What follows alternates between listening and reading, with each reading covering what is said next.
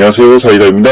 오늘 경찰관의 미숙한 대응으로 피해를 당한 사람이 있어 논란이 되고 있습니다. 먼저 영상 같이 보시죠.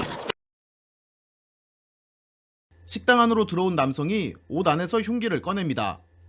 식당 여주인에게 미리 준비한 돌을 던지기 시작하더니 흉기를 휘두릅니다.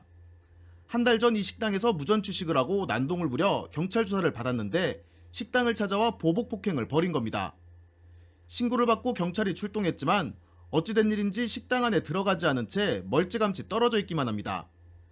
특히 피의자가 식당 밖으로 나간 상황에서도 경찰이 제압하지 않고 내버려둬 또다시 위험한 상황이 벌어지기도 했습니다.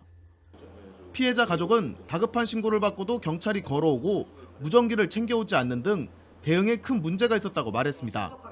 밖에 나갔음에도 불구하고 다시 들어왔는데 어떠한 조치가 없었다는 점과 수갑도 채우지 않은 상태로 10여 분을 방치해놨다는 게 그게 너무 화가 나는 거죠. 만약 그 상황에서 과다출혈로 사망하셨다면은 끔찍한 거죠. 그 생각만 하면 사실.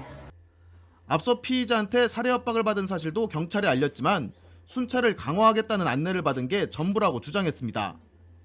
경찰은 해당 경찰관을 대기 발령 조치하고 감찰 조사에 나섰습니다. 해당 경찰관은 병가를 낸 것으로 전해졌습니다.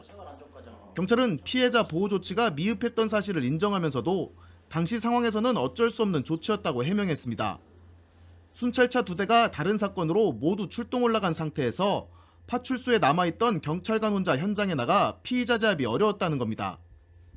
피부 각화증 때문에 본인이 평소에도 뛰지는 못한다. 발이 아파가지고 피해자를 자극할 우려가 있어서 경고, 대화로, 말로 이렇게 설득 중이었다. 또 이렇게 얘기를 하고 있습니다.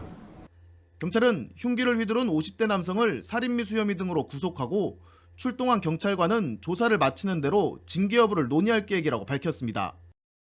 자, 영상을 보면 사건의 전말은 이러합니다.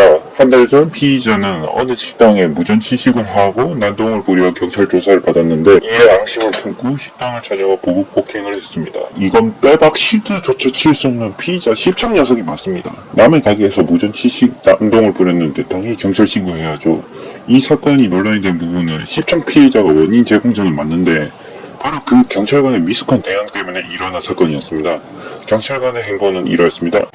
피해자의 가족의 신고를 받고 경찰이 출동했는데 급한 상황을 인지했을 텐데 여유롭게 걸어오면서 현장에 도착한 경찰관이 한 명밖에 없었고 식당에 들어와 피해자를 지킬 태도를 취하지 않고 멀찌감치 떨어져 사태를 방관하고 있었다. 저는 여기서 1차 충격을 받았습니다. 뭐 저런 경찰관이 다 있지? 급박한데 안 들어가네? 거기다 한 명만 오네? 라는 생각을 가졌습니다. 다소 논란이 있긴 한데 여기까지는 어찌어찌 양보 좀 해서 범인 자극하지 않으려고 일단 대기하는 건가 라고 생각을 했었습니다. 피해자가 경찰관을 보고 식당 밖으로 나간 상황에서 쫓아가서 제압을 하지 않고 가만히 내버려도 피해자는 위험한 상황에 처하게 됐습니다. 여기서 2차 충격. 저는 저 경찰관 대체 누구냐? 와, 저걸 제압을 안 했어? 밖으로 나간 사이에 피해자 안전부터 챙겨야지. 그걸 방치했어? 라고 생각을 했습니다. 피해자 가족은 다급한 신고에도 경찰관이 걸어오면서 무전기를 챙기지 않아 매우 큰 문제가 있었다고 말했습니다. 이어 피의자가 밖으로 나간 사이 제압을 하거나 피해자의 안전을 우선적으로 지키지 않아 위험한 상태로 10여 분을 방치, 과다출혈로 사망하였으면 끔찍했을 것이라고 전했습니다. 심지어 경찰 조사의 원원으로 피해자는 피의자한테 살해 협박을 받아 경찰에 알렸는데 순찰을 강화하겠다는 안내만 했다고 합니다. 경찰은 보호 조치가 미흡하다는 걸 인정하면서도 당시 상황이 어쩔 수 없다고 실드를 쳤습니다. 그 이유는 다음과 같습니다. 순찰차 2대가 다른 사건으로 모두 출동하면서 파출소에 남아있던 경찰 혼자 현장에 나가 피해자를 제압하기 어려웠다고 전했습니다. 또한 한 경찰 관계자는 해당 경찰관은 피부 각화증 때문에 평소 뛰지 못한다.